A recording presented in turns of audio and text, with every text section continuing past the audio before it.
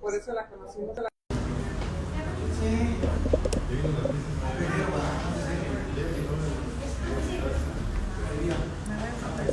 Sí.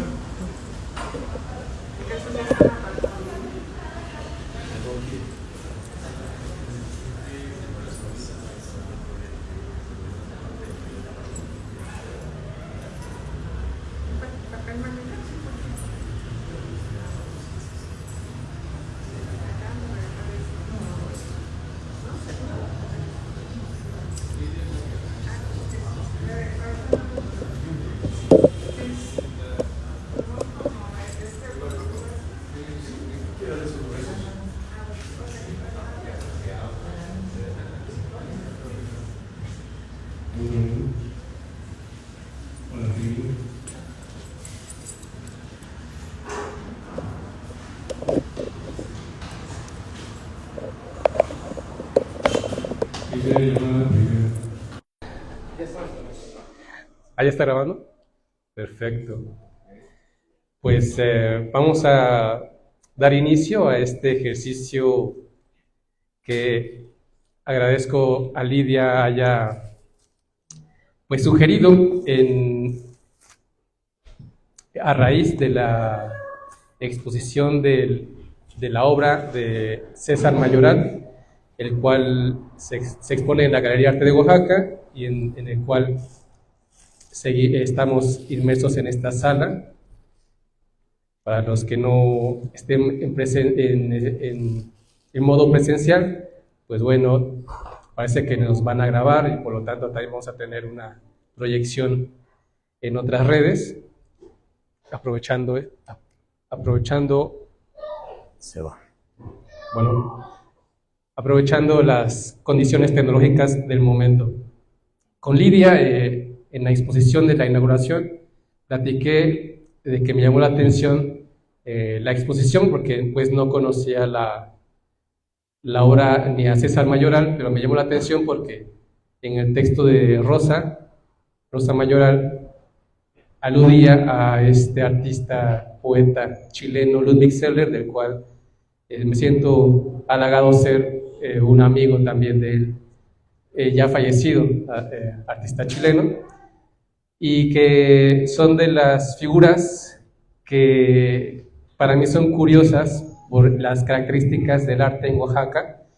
Ludwig Seller es de origen chileno, tiene una segunda pareja, Susana Wald, que viven en Canadá y de ahí deciden pasar sus últimos momentos de su existencia en Oaxaca. A partir de 1993 llegan, y es una parte del contexto de esta historia por la cual en la inauguración de esta exposición le decía a Lidia, me llamó la atención esta exposición porque no había sabido de alguien que mencionara a Ludwig, salvo en los círculos literarios, porque Ludwig es más conocido, me parece. Hay mucha producción muy importante de las artes visuales, además de otras artes como la música, danza y teatro, pero hay poca reflexión. Agradecemos de todos modos que actualmente se están dando diferentes iniciativas de crítica y reflexión y nos sumamos al gesto. El día de hoy pues es un tanto la reflexión en torno a la obra de Mayoral, la de Ludwig Seller, y hacer conexiones tomando el collage como eje, pero bueno, dando esta introducción, pues, pues me gustaría pues que Mayoral también nos hiciera una presentación. Adelante, por favor. Gracias. Buenas tardes. Agradezco la presencia de todos ustedes y también en forma muy comedida la generosidad de la galería por haberme dado esta oportunidad, este espacio. En realidad no es una gran obra, yo lo reconozco. Sí,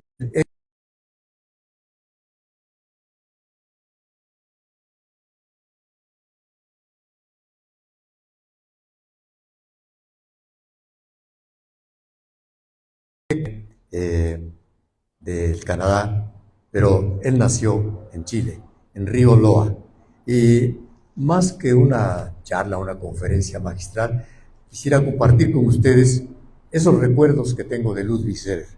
Él llegó aquí, en ese itinerario que hacen muchos hombres en busca de experiencias para quizás recrear su propia conciencia. Y le gustó Oaxaca, se avecindó, vivió aquí en Guayapa nada menos, hasta su muerte. Pero no solamente era un artista plástico. Allá en Chile él nos contaba esto, se los digo porque fue de primera mano. Él estudió en el seminario. Su vocación originaria o familiar, quizás más bien, era para el sacerdocio. Un poco en broma nos decía él, y eso se los digo porque me lo dijo él mismo, dice, pero un día descubrí que la mitad de la humanidad era del sexo femenino, y entonces decidí dejar el seminario. Y a propósito de eso, bueno, aquí hay una, no sé si es en esta, sí, hay una revista, ahorita se las hago, sí, claro. En esta revista hay varios collages de Ludwig Seller, pero este es un objeto que yo le hice con motivo de uno de sus cumpleaños a Ludwig, en donde es una de estas hojas que tenemos por aquí en la calle, en un calabazo. Le puse arena, pero en la imagen, así haciendo como cúpula, hay un desnudo femenino. Y luego al fondo, pues lo que puede ser una entrada o un convento, un templo, pero saliendo hacia su izquierda a un monje, que es un poco la recreación de esta frase de Ludwig Seller, que cuando descubrió la otra mitad del sexo se fue del convento. Entonces estas eran, digamos, un poco estas recreaciones jubilosas y jocosas para hechos. Lo diré como lo decía, como dicen los filósofos, ya que tengo aquí a un colega, un événement, es un acontecimiento. Un acontecimiento no es solamente un hecho aislado, es un suceso de carácter trascendental. Entonces el collage puede tener esta imagen o este contenido, y es que el que Ludwig nos dio aquí para Oaxaca. Hay un filósofo que se llama Alain Badiou, muy prestigiado, de las grandes mentes en Francia y en el mundo, con Slavoj Žižek, por supuesto, pero Badiou distingue como cosas importantes en la existencia de la humanidad, fíjense, dice, el matema, el poema, el amor y la política. Y pedí a propósito no, pero está muy, no puedo destruir esto. El matema, ¿qué es el matema? Bueno, es una fórmula matemática que encierra todo un contenido. Por ejemplo, ustedes conocen E igual a mc al cuadrado. Todos la conocen, creo. Energía igual a masa, o la materia, por la velocidad de la luz al cuadrado. Einstein, nada menos. Esa fórmula nos habla de toda la teoría de la relatividad, nada menos. Entonces, ese es el matema. Es importante, entonces, un saber científico. Pero también está el poema. Y aquí en el poema, recientemente acabo de leer una frase que también viene muy al caso, en donde se dice que una buena metáfora, el contenido manifiesto, lo que las palabras textualmente dicen, pero hay un contenido latente, oculto, y esto es lo maravilloso del poema. ¿Y por qué menciono las dos cosas? Porque luz de despertar, ¿no? de inteligencia, algo así lo dice. Entonces, dedicado a Paulina González, precisamente haciendo un poco una glosa y una alegoría, una queja también a estos 15 minutos que nos otorgaba Paulina González a los hombres, ¿no? 15 minutos de iluminación en la vida, eso dice Paulina González, Y entonces el poema de Ludwig Seller empieza diciendo, hoy encontré el machete de la ira. Y claro, su poema tiene que ver con un golpe que parte en dos a una mujer, ¿no? Entonces vean ustedes todo esto que revela lo que nuestra existencia esconde como esa parte inconsciente. Entonces en el poema encontramos esta parte proyectiva. Y Ludwig Seller, les digo, era un artista completo, íntegro. Muchos de sus libros están traducidos al alemán, al francés, al inglés, por supuesto, gracias en parte a Susana Ball, a su hija Beatriz Seller también, y a muchos otros. De tal manera que es una obra que ha trascendido, digamos. Esta revista que publicamos hace muchos años está ilustrada en buena medida por Ludwig Seller, pero también vemos en sus propias obras, y de eso quiero ocuparme un poco. Él nació en Río Loa, y Río Loa, Chile, pero vivió cerca del desierto de Atacama, uno de esos lugares de temperaturas extremas, digamos, arenosos, un desierto, pues. Entonces, a propósito de eso, él nos enseñó a hacer caligramas. Es este caligrama que hice ayer para ustedes. Ahorita les digo por qué. Como ven ustedes allá, dice Río Loa, se puede leer en la parte superior de una de estas, Río Loa, que es donde nació, y luego Oaxaca, aquí, que es en donde viene a morir. Son los dos extremos de la vida de Ludwig Seller. Y en medio está un título de uno de sus poemas, que es Salvar la poesía, y suscrito, desde luego, por su nombre, Ludwig Seller. Él nos enseñó a hacer esto, lo llaman caligrama. Y créanme, me ocupo del caligrama porque no solamente tiene una intención ilustrativa, de qué, ¿cómo se llamaría? De ornato, ¿verdad? Ornamental, sino que tiene también un contenido. Les decía que fue completamente involuntario, pero hoy apenas reparé en que esta parte donde está el nombre de las imágenes las recortan y luego las ensambla uno, sin pensar mucho qué es lo que uno va a hacer. A la hora de que se arman las cosas, ya sale algo. Hace ratito me preguntaban aquí, ¿no? ¿Qué significa esto? Y le digo, es un espejo. Obsérvalo y ¿qué sientes? ¿Qué te dice? A lo mejor te horrorizas también. A lo mejor eso es lo que provoca, ¿no? Pero el chiste de una obra, de la dimensión que sea, tiene esta intención. Y para el collage, para el caligrama y para una buena parte de la poesía, Ludwig Seller fue una voz muy importante aquí en Oaxaca. Y eso es lo que principalmente quiero decir a ustedes. Ahorita si hay más lugarcito, quizás les mencione algunos poemas, traigo muchos señalados, en donde habla de el amor, la pasión, erotismo, la tragedia, los deseos más sombríos de nosotros, ¿no? La política también está presente, porque Ludwig Seller no era, él vivió las dictaduras, en parte su exilio se debe a esa gran inconformidad con los autoritarismos. Y bueno,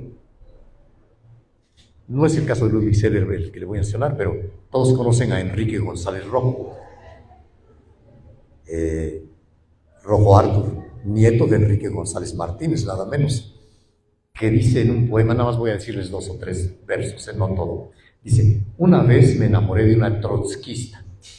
Fíjense, ¿qué tiene que ver la política? Bueno, que un poeta diga, una vez me enamoré de una trotskista, ya está implícito ahí algo de la orientación hacia la izquierda.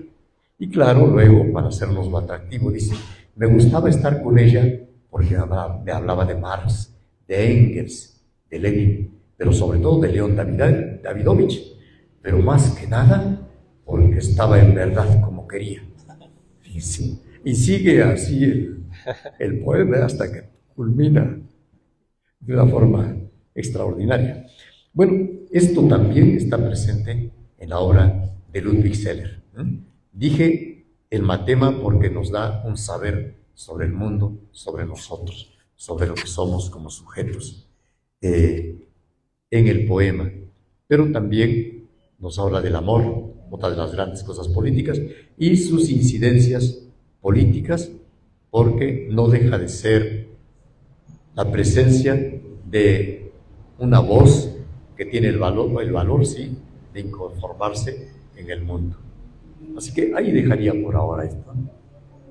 Muy bien César. Pues para continuar en este momento de reflexiones, me gustaría pasar la siguiente imagen de la computadora. ¿Con las flechas o con qué? A ver. No, ahí está, ahí está. Entonces vamos a ver. En estas imágenes vemos algunos caligramas de Ludwig Seller, como menciona César Mayoral. La relación imagen-texto es muy interesante en este trabajo, porque además de estos caligramas, hay una serie también interesante de Ludwig Seller, que es el Alpha Collage, que es como justo también una síntesis de su figura como creador. O sea, en una imagen se sintetiza el verbo y la imagen. El Alpha Collage me parece para mí como una muestra de esa contundencia de alguien que se relaciona en las dos áreas, de las artes plásticas y de la literatura. Y dentro de esta reflexión en torno al collage, siguiendo la reflexión, me gustaría que pasáramos ahora con Edgar Hernández, que nos platicaría o me comentó que estaría más en torno al surrealismo, que aunque no se ha mencionado mucho, justo una de las particularidades del discurso de Ludwig es en torno a esta corriente de vanguardista del siglo XX, que surge a principios, pero que es de las pocas vanguardias que sigue vigente. De este movimiento se diversifica, y dentro de este grupo surrealista chileno, Ludwig es una figura junto con Susanna Wald, y curiosamente para el surrealismo como el dadaísmo o como para otras corrientes modernistas del arte como el cubismo, el collage tiene ciertas particularidades, incluso políticas, siguiendo la línea de César, también tiene algo de político por ser antiacadémico. Y bueno, voy a pasar ahora con Edgar Hernández para continuar esta reflexión. Adelante, Edgar. Sí, pues muchas gracias, César, Dylan, y pues sobre todo a ustedes que nos acompañan. Ahí está. Bueno, voy a hablar, mi campo es la filosofía y en particular la filosofía del arte, entonces pues ni modo, los voy a aburrir un poco con filosofía, pero no es cierto, vamos a decir cosas interesantes. Bueno, lo primero pues hablar de la obra de César, que está aquí en esta misma sala, y le comenté así muy rápido que yo veía dentro de muchas cosas dos elementos muy a destacar. Me parece que varios de los collages están construidos como de una manera muy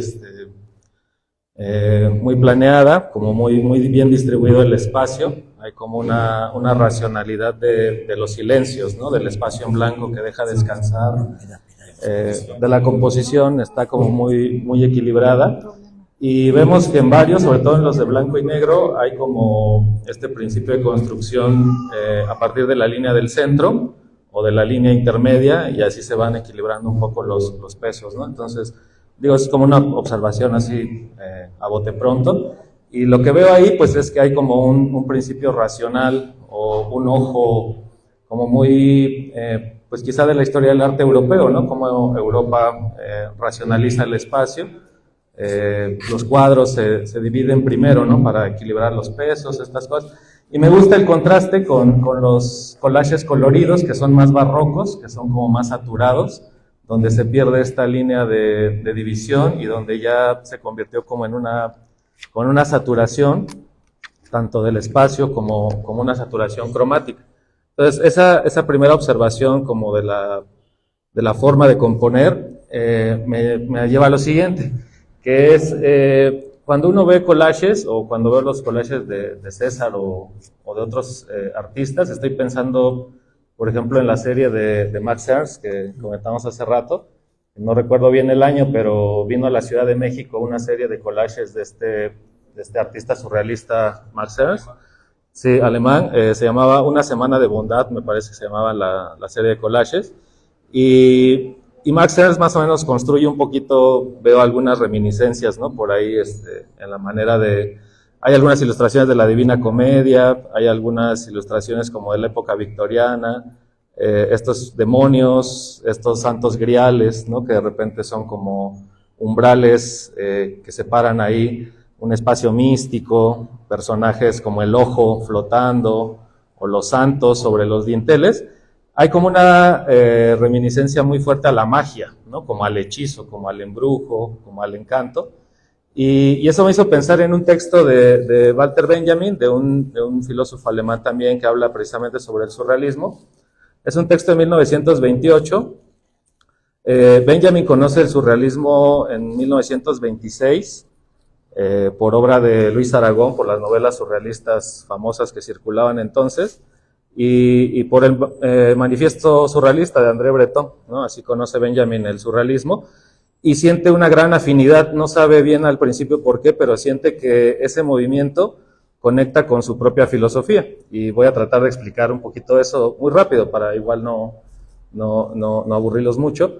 Pero lo que a lo que quiero llegar ahorita es que en una primera vista, un cuadro en collage o un cuadro surrealista, por ejemplo, pensando en Salvador Dalí como un gran representante, en Man Ray, etcétera, lo primero que notamos es que son paisajes como de ensueño, ¿no? Como oníricos. Hay como una mezcla de realidad y ficción que los vuelve muy poéticos. O sea, realmente cuando uno ve el collage es muy poético, pero decir es poético es como todavía no aclarar mucho qué es lo que lo hace poético, ¿no? Qué es lo que lo activa poéticamente. Y yo creo que lo que lo vuelve así como irreal, como onírico, como poético, es que es esa mezcla extraña, como sucede en los sueños, en el collage y en el surrealismo, entre realidad y fantasía, ¿no? Entre realidad y ficción. Y cuando Benjamin conoce el surrealismo, lo que piensa es que hay algunos componentes del surrealismo que lo vuelven más que un estilo artístico, y esa es la idea de Benjamin. La idea de Benjamin es que el surrealismo no es un movimiento artístico, sino es una propuesta revolucionaria, ¿no? O sea, lo eleva o lo lleva a otra categoría, ¿no? A una cuestión política. Y si Benjamin ve algo revolucionario en el surrealismo, es que el surrealismo es libre, ¿no? Tiene la capacidad de combinar lo que no se combina habitualmente, de mostrarnos escenas de erotismo, de sexualidad, de, como se dice hoy en día, de ir deconstruyendo los discursos, ¿no? El surrealismo tiene estrategias que hacen saltar la lógica racional del mundo, ¿no? En el surrealismo vemos nosotros que es posible la ficción, que es posible la fantasía, que son posibles los sueños, y el potencial revolucionario que Benjamin veía en el surrealismo es que el surrealismo tiene la capacidad como de poner en crisis los discursos habituales, los discursos que organizan nuestra vida. Entonces es interesante porque echar un vistazo a un cuadro como que activa regiones del inconsciente, ¿no? Regiones del sueño, regiones del deseo. No siempre es una experiencia agradable, a veces son experiencias tenebrosas, ¿no? Las de los deseos, las de los sueños. Y a veces, como dice el doctor, uno lo que ve en el cuadro es un espejo, porque las imágenes están ahí, pero uno está proyectando lo que trae adentro, ¿no? Sus miedos, sus deseos, sus inquietudes. Y bueno, a esta estrategia de discolocar elementos, ¿no? Elementos que aparecen extraños dentro de una escena. Estoy viendo por ahí, por ejemplo, un pasillo que me gustó mucho, que es como el de una construcción, una catedral. En esta pared de aquí hay una serpiente, ¿no? Que aparece como dentro del pilar, hacia la mitad del pilar. Entonces hay un elemento de realidad que es un espacio físico y un elemento de fantasía completamente espontáneo, ¿no? Que surge ahí de la nada, como suele ser en los sueños. A veces en los sueños estamos soñando una situación más o menos real, más o menos verosímil, y de repente ocurre algo, ¿no? Aparece un acantilado, un personaje extraño, una situación inusitada. Y esta estrategia de colocar objetos en situaciones que le son extrañas, Benjamin la denominó el shock surrealista. Entonces, este efecto poético que encontramos en las piezas, en los collages, pueden ser entendidas con ese concepto del shock, porque vemos que ocurre algo extraño y algo familiar al mismo tiempo, como que las imágenes tienen una cierta relación, pero es ambigua, ¿no? No nos queda del todo claro.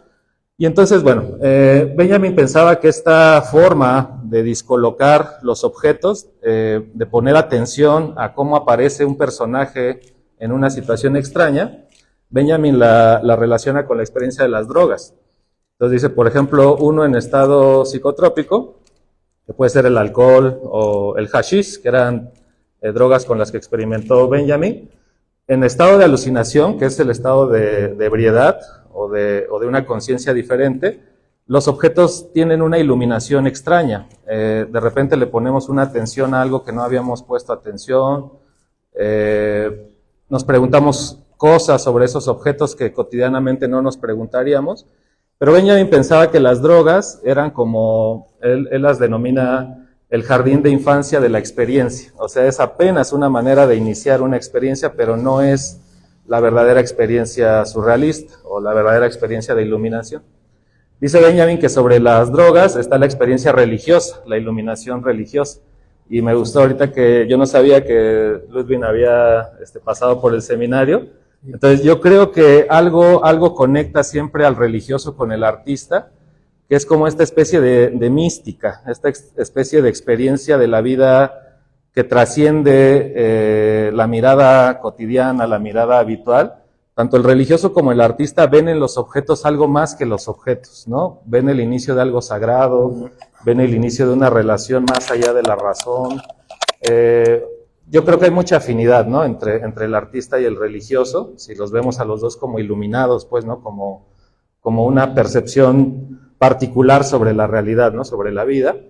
Y ese es el potencial que Benjamin veía, ¿no? Que a través del arte, a través de esta iluminación que es la estética, uno puede preguntarse sobre las cosas que van como ordenando nuestra realidad, y si esos discursos que ordenan nuestra realidad son discursos que se mantendrán siempre o que llegarán en un momento a una especie de crisis, ¿no? Que es un poco lo que muestra el surrealismo, cuando logra descolocar a los objetos de su ámbito particular, ¿no? Entonces, bueno, nada más para ir terminando, esta estrategia del shock surrealista, de la manera en la que se reúnen imágenes de distintas procedencias, es una estrategia bien interesante porque, por ejemplo, el collage puede poner a dialogar objetos que de otra manera no se habrían encontrado, ¿no? Hay por ahí literatura, hay libros de medicina, hay libros de botánica, hay libros de historia, hay ilustraciones de literatura clásica, hay partes que parecen de alguna enciclopedia, ¿no? De historia del arte. Entonces, son objetos que tienen distintos ámbitos, distintas procedencias, y de repente en el collage se unen, se juntan, y eso a mí me parece que es interesante porque algo que define a la modernidad, por ejemplo, a la manera en la que los modernos van construyendo el mundo, es que los modernos separan las cosas, ¿no? Estudiamos las cosas por separado porque pensamos que así es más fácil primero estudiar la parte y luego el todo. Entonces, como que la racionalidad moderna es muy de separar, y en cambio el collage es de unir lo que está separado, ¿no? Unir experiencias que parecen de distintas regiones, pero que de repente hay vasos comunicantes, hay cosas que ligan al erotismo con la muerte, al erotismo con el miedo, al erotismo con la satisfacción, a la infancia con la muerte. O sea, hay una serie de ligaduras ahí, y es interesante que las vayan explorando ciertas estrategias artísticas, ¿no? Que no todas tienen esa capacidad, pues, ¿no? Y bueno, el comentario acerca del surrealismo, pues era un poco porque yo creo que en su momento, Benjamin escribe este texto en 1928, lo cual es interesante porque en 1927 se publica Ser y Tiempo de Heidegger, que es considerada como la obra representante de la filosofía moderna. Y Heidegger está tratando de hacer justo una crítica a la modernidad industrial, al tipo de vida mecánica que llevamos todos los sujetos, y frente a esa vida ordenada, frente a esa vida mecánica, el surrealismo es como una cosa que hace saltar la realidad, como algo que nos muestra que el ser humano sigue siendo irracional, que aunque tenemos proyectos de ser muy, muy científicos, seguimos teniendo líbido, deseos, instintos, pulsiones, y el surrealismo, porque la exploración del inconsciente les otorgó una cantidad de material para el estudio del ser humano, ¿no? De la condición humana, cómo funciona la psique, cómo funciona la sexualidad, cómo funcionan los sueños, ¿no? La interpretación de los sueños. Entonces, creo que por distintos lados, los filósofos hacia la primera mitad del siglo XX nos están tratando de decir que el ser humano no es ese ente racional que había construido el discurso moderno, el surrealismo sería una exploración sobre lo irracional, sobre esta cultura de la irracionalidad que pervive, ¿no?, en el ser humano. Y yo creo que en ese sentido Benjamin le veía un potencial revolucionario, porque pensaba que podía ser un discurso crítico de la modernidad, ¿no?, de las pretensiones de racionalidad de la modernidad, y que además son muy bellos, ¿no? Además los sueños son bellos, estos paisajes de fantasía, ¿no? Y pues finalmente nada más el comentario que haría ahora acerca del collage, es que el collage me recuerda un poco a una idea de Hegel, que es otro filósofo alemán.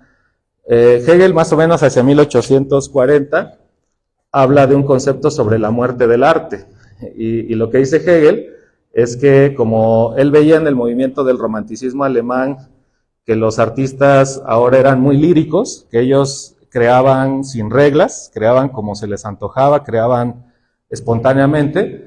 Hegel veía en ese movimiento algo que él llamó la disolución de la forma artística, que quiere decir que los artistas ya no van a crear con estilos, sino que van a inventar sus estilos para crear. Ya no van a seguir academias o escuelas, sino que van a inventar sus lenguajes artísticos.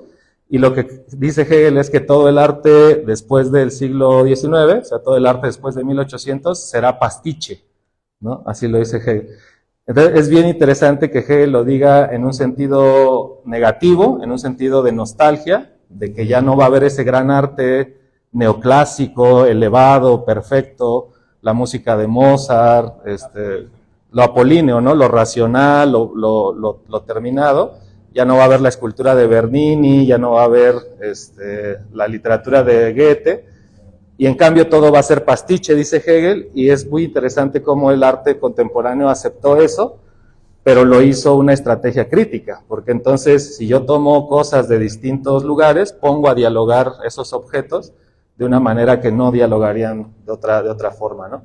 Entonces se me hace que es como bien interesante, como decía hace rato el doctor Mayoral, decía, es que es como un entrenamiento el collage, ¿no? Te va educando en la composición, visualmente cómo colocar los elementos, pero yo creo que sí, que nuestra época contemporánea es una época de híbridos, es una época en la que las cosas están combinadas, en las que las cosas están revueltas, en las que las cosas están juntas.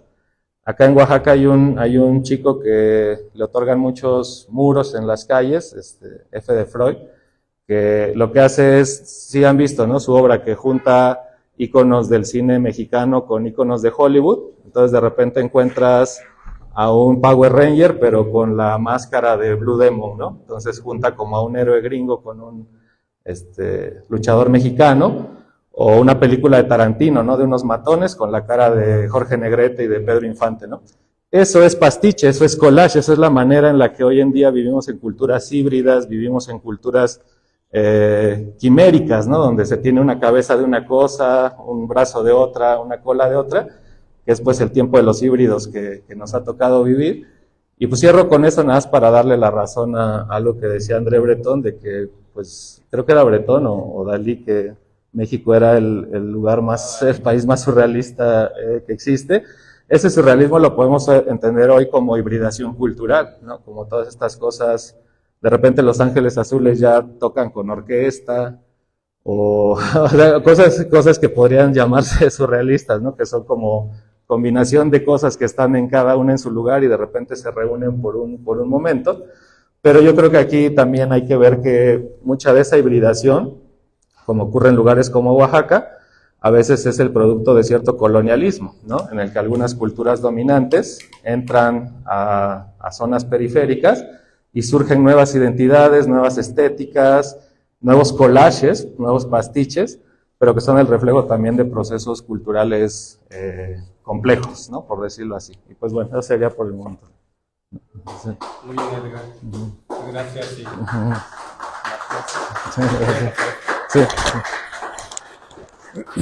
Pues ahí está una perspectiva filosófica de esta charla, que es parte de lo que justo por eso quería que se nutriera, ¿no?, la voz de alguien que conoce de pensamiento occidental desde esta filosofía alemana de Benjamin, que coincide un poco dentro de esta reflexión que tenemos actualmente de lo que pasa en el arte de Oaxaca.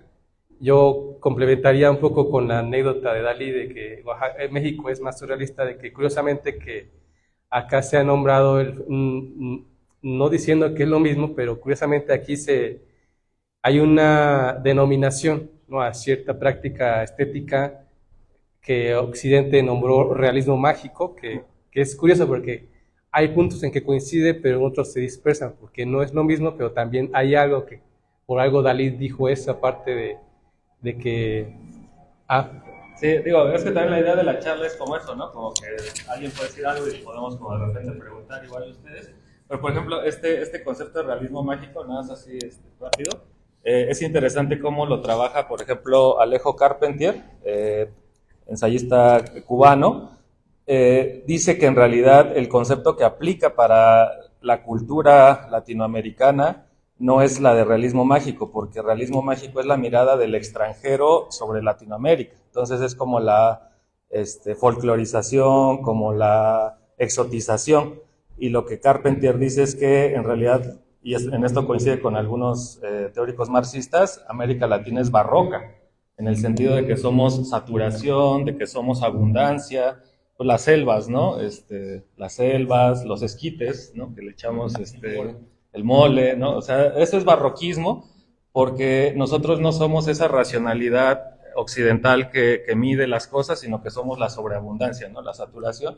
Y Carpentier prefiere el concepto de lo maravilloso, pero dice que lo maravilloso no tiene esta definición de lo que encanta, lo que gusta, sino que lo maravilloso puede ser aterrador, puede ser irracional, puede ser incomprensible, y dice que solo en América Latina ocurre lo maravilloso, o sea que ocurre que, como el cuento del señor y el burro, ¿no? De que pueden ir tres personas caminando y el burro va en la banqueta y los demás sobre la calle, o sea, es más importante el burro. A eso le llamaría Carpenter lo maravilloso, ¿no? Estas contradicciones socioculturales que solo encontramos en un lugar donde ha habido tanta colonialismo y tanta resistencia como América Latina, ¿no? Muy bien. No sé si César quisieras...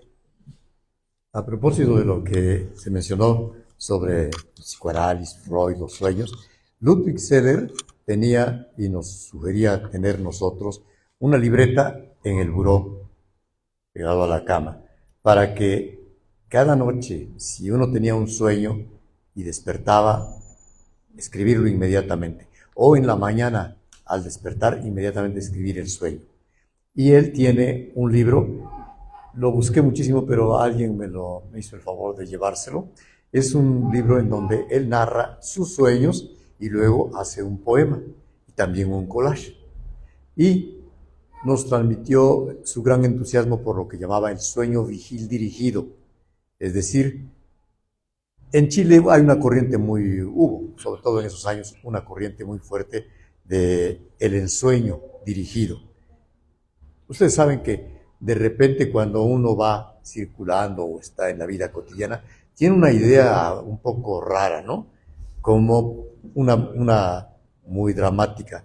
Alguien va manejando su automóvil en la carretera y de repente piensa, ¿qué pasaría si me salgo, si me voy derecho? Fíjense ustedes, es una idea suicida, ¿no? Muy loca, por supuesto. O bien cuando alguien nos ocasiona un percance o nos insulta, ¿qué piensa uno? Ay, tal por cual, y me dan ganas. Todo esto son construcciones imaginarias que llamamos sueños vigiles dirigidos. Entonces Ludwig Seller proponía que nosotros nos entrenásemos para el sueño vigil dirigido. Es decir, tenía claro una idea un poco, digamos, extraña, sobrenatural, diría yo, de tal manera que vamos a suponer que hoy que se hablaba de Benjamin o de otros filósofos que ya son de épocas pasadas, bueno, de Leonardo, menciona a Leonardo da Vinci, o cualquier otro, la Capilla Sixtina, mejor. En la Capilla Sixtina, ustedes saben que hay recuerdan esta imagen en donde el Dios de los cristianos hace la mano así, señala al hombre, a Adán, pues, pero el espacio en el que él está construido, la divinidad y los personajes que están a su alrededor, es en realidad un cráneo. Y lo tomó Miguel Ángel, ¿no? lo tomó precisamente de la anatomía. Es decir, hay un rasgo, una construcción anatómica que que tomó el artista para hacer su composición artística. Todo esto tiene que ver con lo que ya mencionaba aquí, lo inconsciente. Y en los sueños siempre tenemos nosotros imágenes que son lo que tememos o lo que deseamos. Entonces, escribir nuestros sueños y luego hacer el poema, no lo vamos a interpretar porque eso está muy lejos de la cotidianidad, no. Pero en el poema lo que va a aparecer es aquello que no sabemos que sabemos, pero que va a ser entregado para nosotros. Así que Ludwig Seller nos dejó también estas dos grandes aportaciones: escribir los sueños y entrenarse para el sueño vigil dirigido. El sueño vigil dirigido tenía la pretensión de que uno, por ejemplo, leyera, ¿qué les diré? La pasión del Cristo, por ejemplo, el momento de su itinerario hacia el Calvario. Bueno, y que uno empezara por digamos, hacer un ejercicio mental profundo de introspección, yo diría de una conciencia vigil alterada, para que soñara ese momento y uno estuviese presente y podía encontrar, dice él, una explicación a algo del itinerario de la pasión. Y luego hacer un poema. Estas dos cosas quería comentarles. Gracias. Gracias, César. Pues si no hay ahorita una intervención, hacemos... Sí, nada más aprovechando el comentario del doctor, tres personajes, ¿no? se han mencionado. El artista, el religioso y el filósofo, ¿no? Y son como tres formas de iluminación, tres formas de vivir una realidad, pero es como un anfibio, ¿no? Cada uno de estos personajes, porque está en un mundo material, pero está en un mundo elevado también, ¿no? Está en un mundo... Yo no conocí personalmente a Seller, pero los amigos alrededor que me hablaban de él es que despide siempre este aura, que despiden como los iniciados, místico. A este místico, y no en un sentido tan ajeno, pues que no suene tan extraño la palabra místico, sino alguien que ha entendido algo, ¿no? Alguien que ha escuchado algo, y a veces esa voz que se escucha justo es la voz de uno mismo, la voz que proviene de los sueños, la voz que proviene del interior, y me hace mucho sentido ahorita que mencioné a Heidegger, porque Heidegger dice eso, ¿no? En la misma época de Benjamin, dice que estamos muy distraídos por el ruido. ¿Qué es el ruido? El timbre del teléfono, el WhatsApp, la televisión, el localizador, la radio, etc. Y nunca tenemos tiempo para nuestra propia existencia, ¿no? Como para realmente escuchar quiénes somos, qué queremos hacer con nuestro proyecto de vida. Y por eso nos parece sorprendente alguien que de repente tenga esta claridad de quién es, qué quiere hacer de su vida, qué no quiere hacer, hacia dónde va. Y lo vemos como un iniciado, como un iluminado, ¿no? Porque ha escuchado algo. Y nada más quería señalar eso, pues, ¿no? Que es interesante que algo conecta a estos tres personajes, ¿no? Como el artista o el poeta, que habla con las musas, ¿no? El religioso que habla con Dios, y como diría Benjamin en el caso del filósofo, que habla con la historia, ¿no? Y entonces le parece a Benjamin que hay una iluminación que se da en el arte, que es como el arte nos lleva como a regiones que no conocíamos. Hay una iluminación que se da en la religión, ¿no? La iluminación sagrada, pero hay una iluminación que se da con el materialismo histórico, dice Benjamin, con esta filosofía de la historia, en el que podemos ver el presente y el pasado al mismo tiempo, ¿no? En un objeto podemos ver su pasado y su presente al mismo tiempo, y eso es como vivir en una realidad al mismo tiempo real y al mismo tiempo ficticia, ¿no? Entonces, nada más quería señalar eso, ¿no? Que es como una idea bien interesante. Yo pienso que la personalidad de Seller, por lo que he escuchado, es esto, ¿no? Un clarividente, un filósofo, un poeta, un místico, ¿no? Bien, yo pido que me dejen leer. Pido que me dejen leerles para que reciban ustedes algo de Ludwig Seller y que así.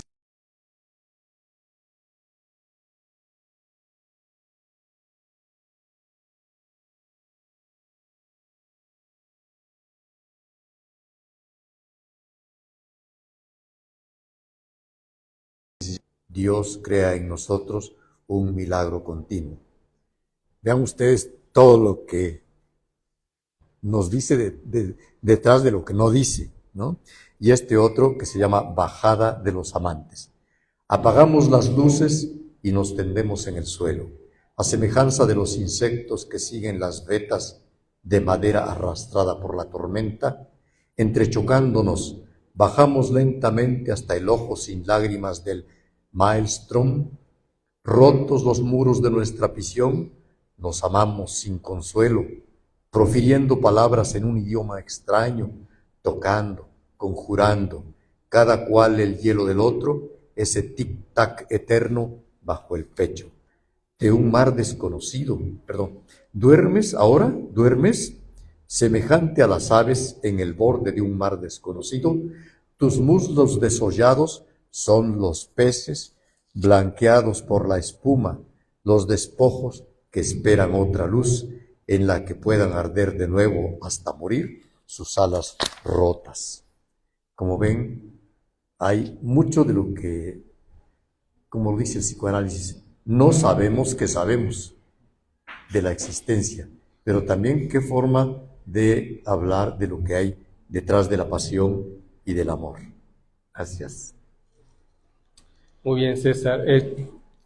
Pues me gustaría pasar a una sesión de feedback con ustedes del público presente. Si quisiera hacer una intervención también para también continuar con la charla, rompiendo esta línea de espectacularidad, algún comentario, alguna experiencia quizás que tuvieron también con haber conocido a Ludwig, el místico, y una duda, quizás ampliando algunas cosas que se abordaron. Nos gustaría, me parece, ¿no? Como que también ustedes tuvieran alguna participación dentro de esta convivencia física. Y si no, continuamos igual con algunas inquietudes que podríamos seguir. Yo vengo allá en Oyapán y es muy chistoso. Esto es nada más algo muy chistoso porque esta esposa de Ludwig. Soy horrible.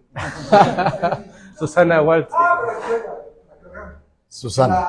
Susana dice, yo me paro ahí en la parada y no me hacen caso, en cambio se paran mi viejo y se paran todos para el taxi. Entonces, el viejito irradiaba todos se paran para. ¿Cómo haces eso?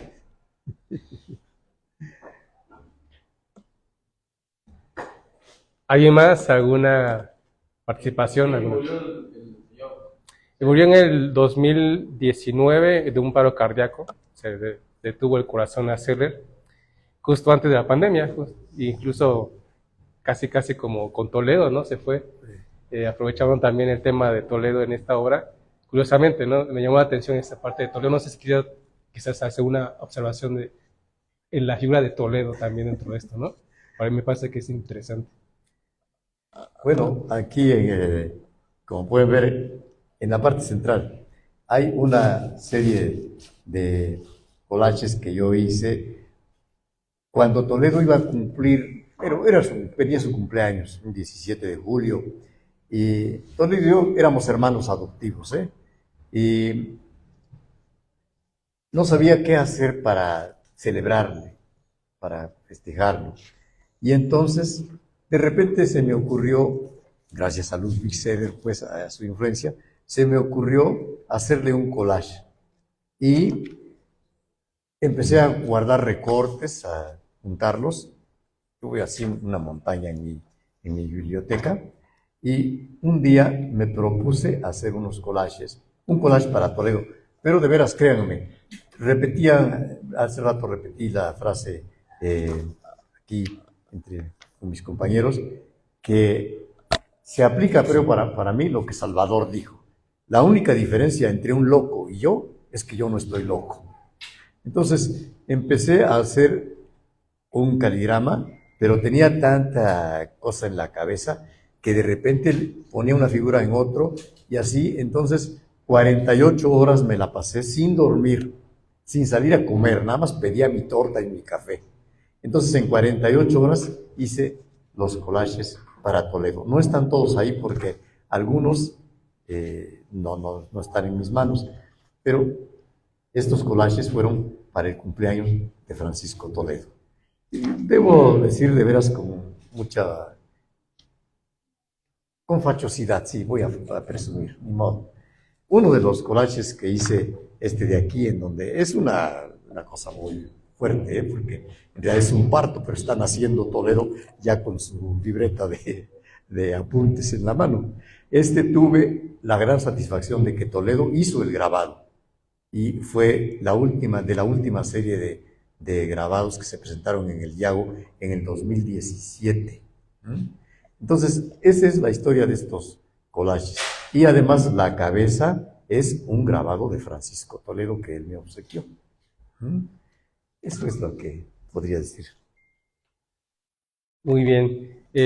Agregaría también una observación acerca del surrealismo. Creo que también dentro de mi formación de docente me gusta hacer una observación en torno a esta relación de Dalí y Breton que fueron mencionados, porque había como unas diferencias muy sustanciales entre esas figuras. André Breton es de literatura, es escritor, o fue escritor, el que escribió el Manifiesto Surrealista, pero él tenía una concepción distinta del surrealismo al de Dalí, y había o sea, no se niega que Dalí es surrealista, pero sí es interesante que Dalí utilizaba otras estrategias de surrealismo, a diferencia del surrealismo de André Breton, porque Dalí ilustraba los sueños. Él tenía justo esa estrategia de tener una libreta cerca de su cama, justo para que cuando despertara, y teniendo todavía fresca a la memoria sus sueños, pudiera él describirlo y ahí proyectarlo en sus famosísimos cuadros. Él era un excelente pintor y él racionalizaba muy bien su pintura, una composición excelente, técnicamente impecable, y eso es lo que les molestaba mucho a los surrealistas ligados a André Breton, porque decían es que nosotros estamos en contra de esa excesiva racionalidad de la pintura o del arte, y tú, Dalí, estás racionalizando mucho el proceso. Obviamente Dalí sigue teniendo esa genialidad, pero es interesante también conocer que para los surrealistas como André Breton, el collage es justamente una de las mejores estrategias dentro de la imagen, que se acercaba a ese momento no racional del acto creativo. Porque André Breton tenía una estrategia como escritor, una estrategia tanto en el texto como en la imagen. En la imagen le llamaron cadáver exquisito, que consistía justo en crear sin pensar el objetivo final de la obra. Y el collage tiene esa característica, que no se piensa la obra final, sino que se va dando en el proceso. Y es porque en el proceso uno no está racionalizando. Hay un proceso de racionalización en un momento, sí, la composición, ya la relación semántica de las imágenes, pero para los surrealistas como André Breton, no había una racionalidad del objetivo final. Como en el caso de Dalí, él sí tenía el boceto original para llegar a ese objetivo. Y es interesante que pues también hagamos para mí esta observación también tan interesante de surrealismo, que se dividió en diferentes escuelas, que Ludwig Sele también tiene su propia filosofía del collage, y para mí lo noto perfectamente por esta relación de la imagen que él sustraía de los libros. Al final toda su obra son imágenes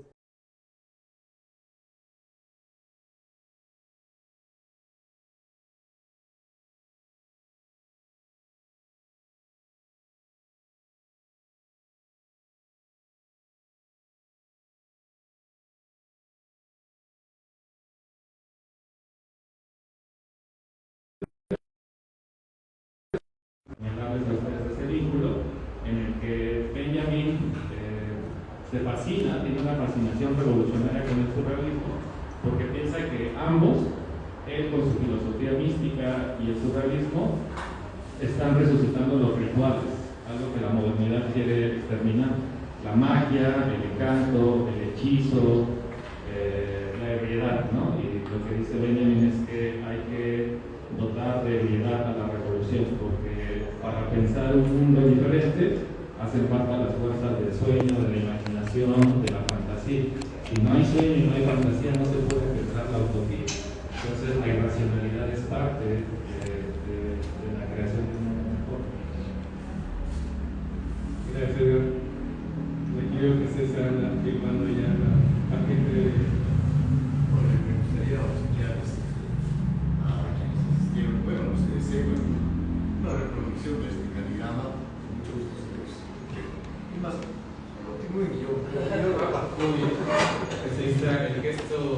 creativo y tan interesante, encantador de César, de hacer una pieza para el día de hoy en honor a Ludwig Seller. Creo que es el místico que nos une aún estando ya no en lo terrenal, pero sigue estando presente justo por los efectos que ha dejado en artistas como escritores. Y en este sentido agradecemos la presencia de ustedes el día de hoy para escucharnos. Y en este ejercicio que agradezco a Lidia, que es la que también tomó de repente la iniciativa cuando yo le dije, pensé que íbamos a hablar que iba a haber algo más de Ludwig Seller, que de todos modos aparece en el texto de Rosa Fayoral, pero sentía que era necesario ampliar, ¿no?, esa presencia de Ludwig, porque no es cualquier cosa de ese fenómeno que fue su obra en texto e imagen, y lo vemos evidentemente en la obra de Mayoral, por otros artistas, por otros escritores, incluyéndome a mí, como artista visual, y que sigue estando ahí presente con su obra, su prolífica obra de literatura de imagen, y esperemos que sigamos viéndolo también, ¿no?, de otras maneras indirectas. ¿Algo más que quieras por ahí agregar como público participante de esta charla? Ahí en los saludos, Cristóbal, alguna observación, preguntas, anécdotas. Sí. A mí me deja más claro esta exposición que hace sobre el rural, el Máster Edgar, y comprendo ahora un poco más las películas de Luis Buñuel, pues, ¿no? Pero digo, no mames, qué chido, ¿no?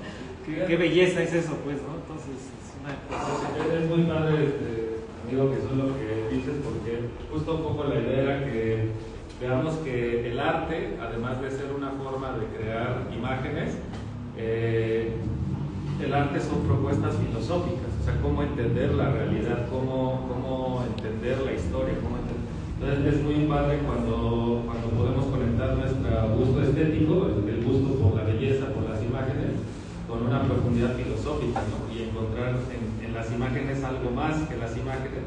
Entonces uno se empieza a dar cuenta que el cine de Buñuel, por ejemplo, que es un gran surrealista también, el surrealismo lo utiliza él con una estrategia muy política, porque son esas escenas de los olvidados, por ejemplo, esta fantasía del sueño de Pedro, en el que baja una gallina, su mamá le ofrece kilos de carne, ¿no? Y de repente sale algo y se las quita.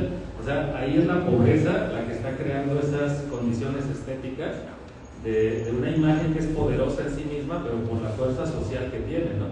Entonces se da uno cuenta que a veces el surrealismo se ha convertido en un gusto burgués, que es como en esta cuestión muy decorativa, muy bonita, muy pulcra, muy y a veces esa misma estrategia se utiliza con fines más políticos, más politizados, pero sí, o sea, lo interesante del surrealismo más que como estilo artístico, como filosofía, es que nos hace preguntarnos sobre el orden del discurso, porque una cosa es de una manera y no puede ser de otra.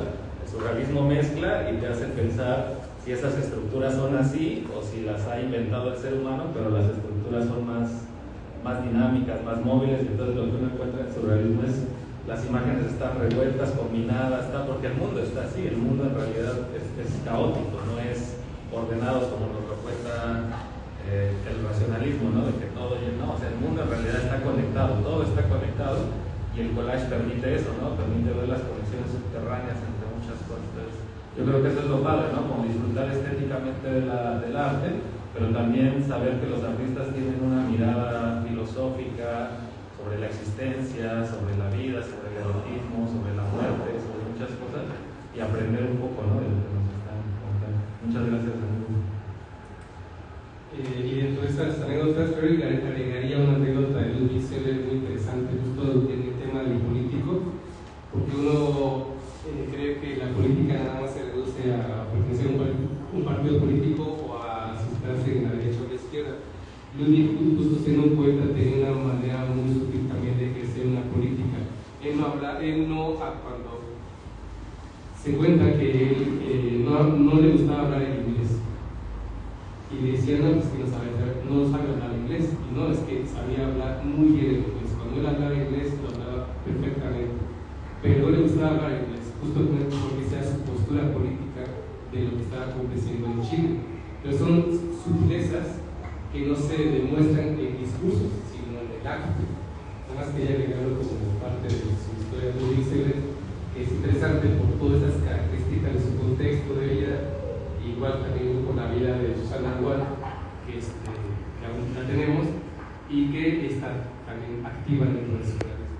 No sé si quisiera agregar algo.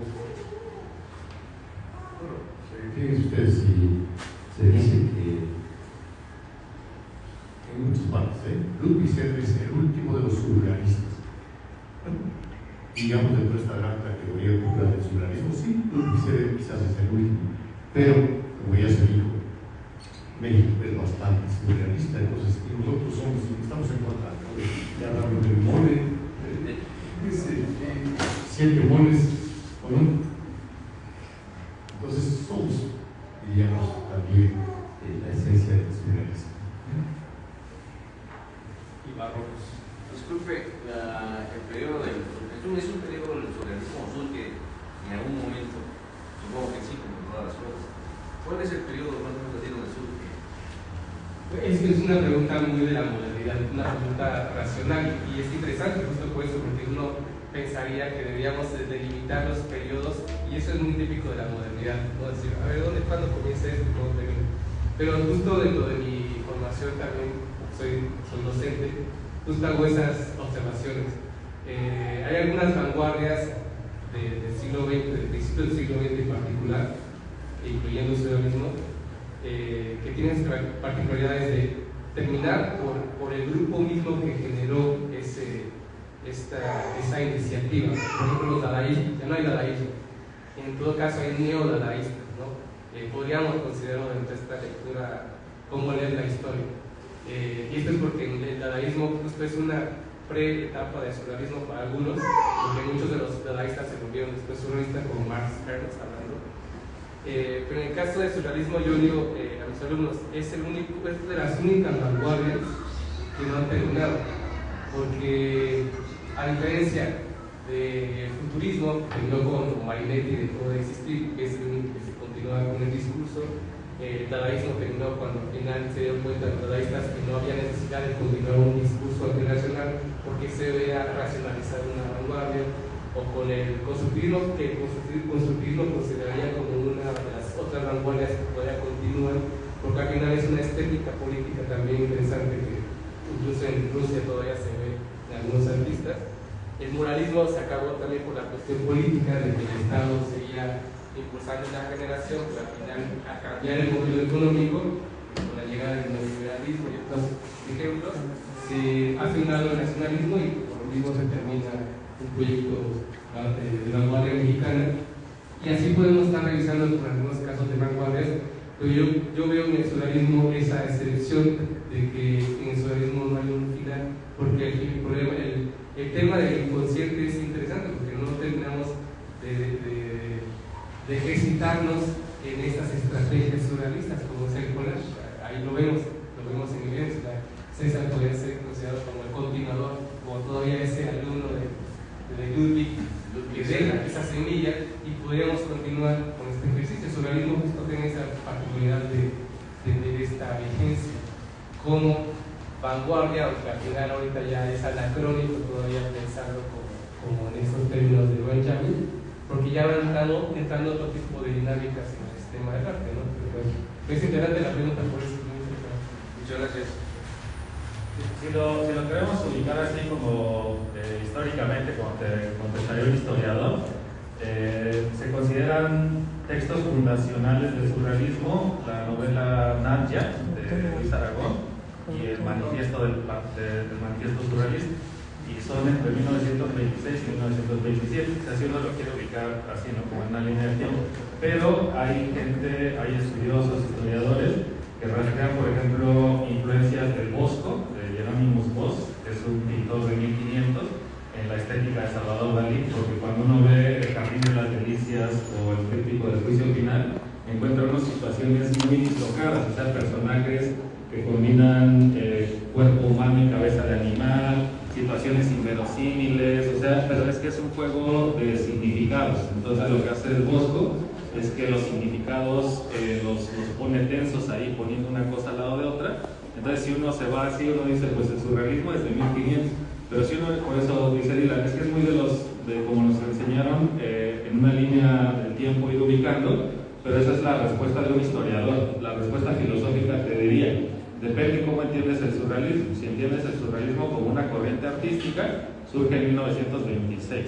Si entiendes el surrealismo como una fuerza filosófica, ha existido surrealismo desde Aristófanes, que se burlaba de Sócrates, por ejemplo, en la época de Platón, por ejemplo, como una fuerza crítica.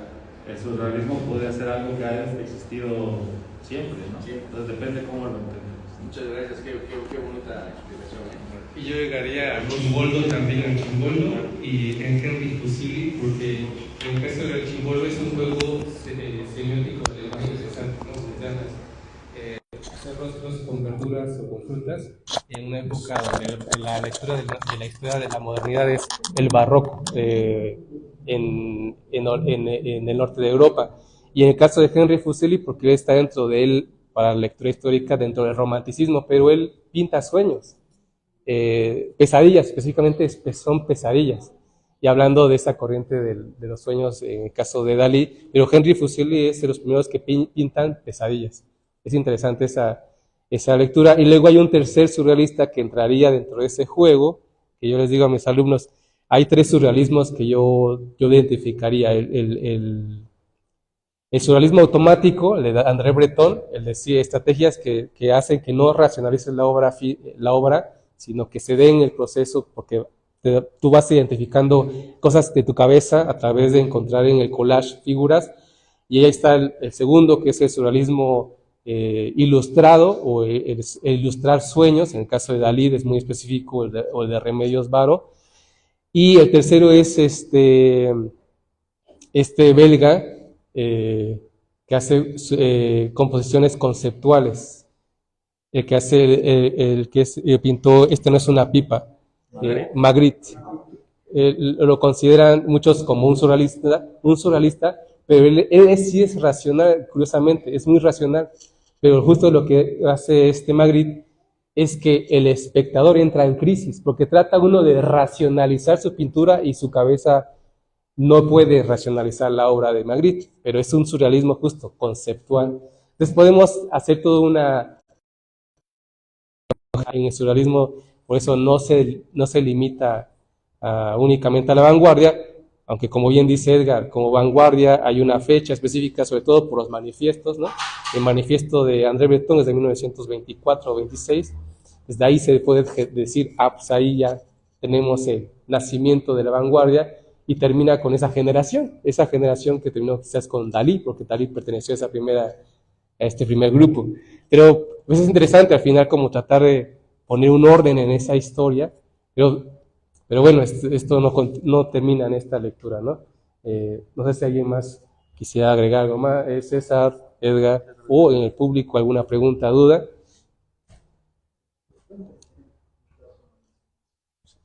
¿Pueden encenderse eso? Y si no, pues agradecer la presencia física, y de todos modos también agradeciendo la tecnología, seguir compartiendo esta charla de manera digital. Y bueno, pues esperemos que esta dinámica de hacer charlas en esta galería también se siga y permanezca, porque también es importante estos ejercicios de ampliar las muestras visuales con ejercicios de reflexión y crítica a estos temas interesantes en el arte local en Oaxaca.